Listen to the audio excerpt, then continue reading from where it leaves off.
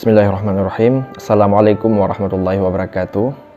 Dahulu di masa dinasti Bani Umayyah, ada seorang khalifah yang paling terkenal di masa itu, terkenal dengan sifat baiknya, dengan keadilannya, dengan kejujurannya, dengan kebijaksanaannya, dan lain sebagainya, dengan segenap sifat-sifat terpuji yang disematkan kepada beliau. Beliau adalah Umar bin Abdul Aziz.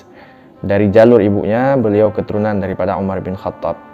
Dari jalur ayahnya, beliau keturunan Marwan bin Hakam, yang juga pernah menjadi khalifah Bani Umayyah. Umar bin Abdul Aziz menjadi khalifah setelah menerima surat wasiat dari khalifah sebelumnya, yaitu Sulaiman bin Abdul Malik, yang merupakan sepupunya.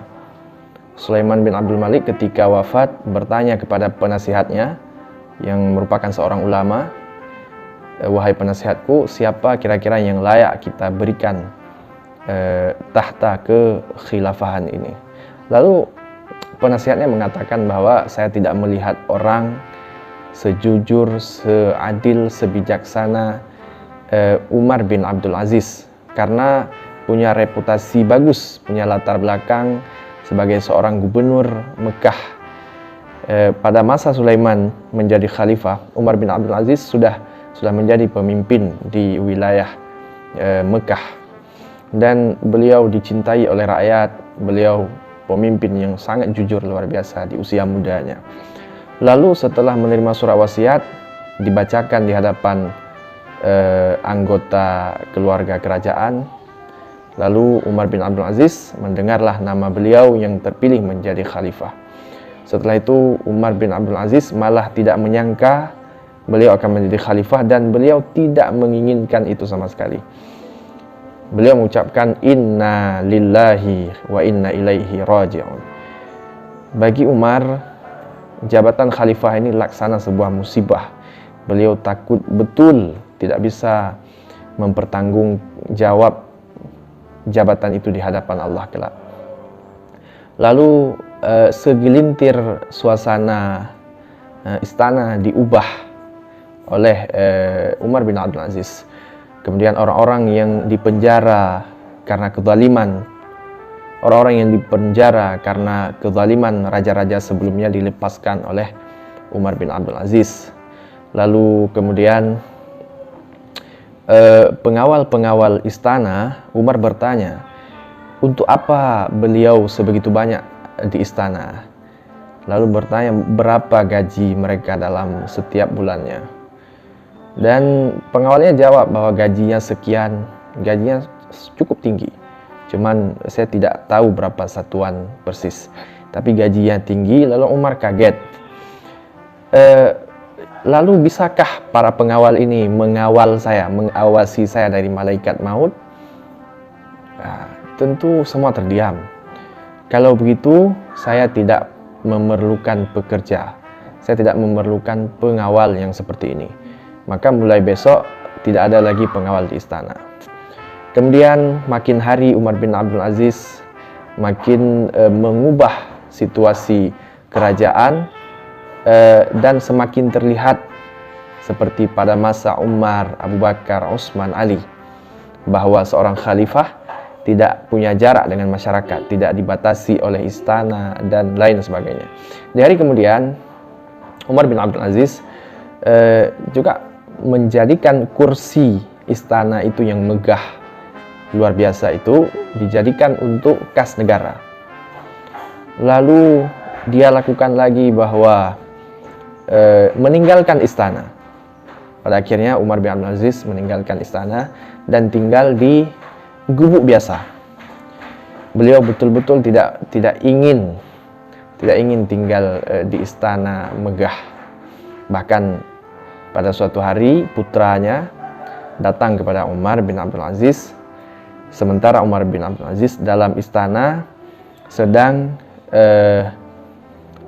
melakukan tugas-tugas negara. Lalu tatkala putranya datang, Umar bertanya, "Wahai putraku, engkau datang kemari hendak berbicara masalah apa? Masalah negara atau masalah keluarga?"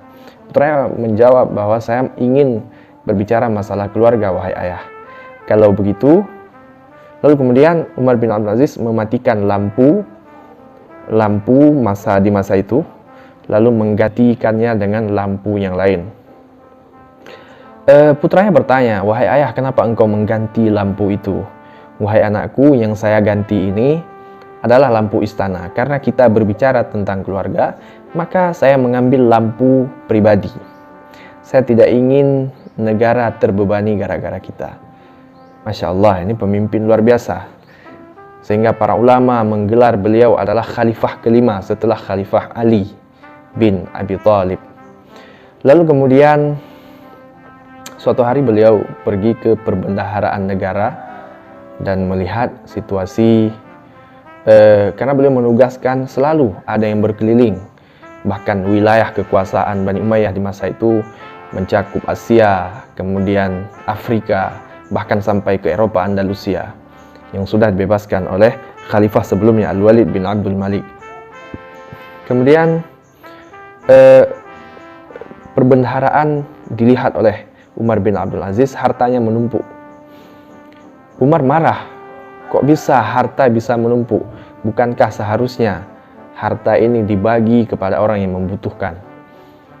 Lalu jawaban kepala bendahara, "Wahai Umar, saya sudah pergi, saya sudah berkeliling seluruh wilayah Bani Umayyah, tetapi tidak ada satupun orang yang harus diberikan harta, karena semua orang sudah hidup bercukupan, wahai Amirul Mukminin. Bahkan yang berhak mendapat santunan sekarang justru engkau, wahai Amirul Mukminin. Khalifah, engkau yang yang berhak mendapat santunan." Barulah hati Umar bin Abdul Aziz lega setelah mendengar berita seperti itu.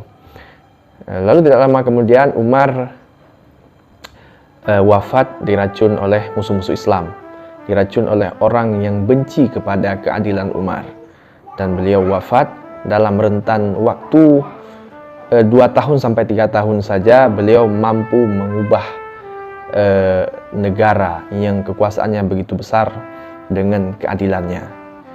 Maka ini adalah sosok yang pantas kita ikuti, pantas kita ambil contoh padanya. Wallahu a'lam bishawab, wa ilaihil marja' wal ma'ab. Wassalamualaikum warahmatullahi wabarakatuh.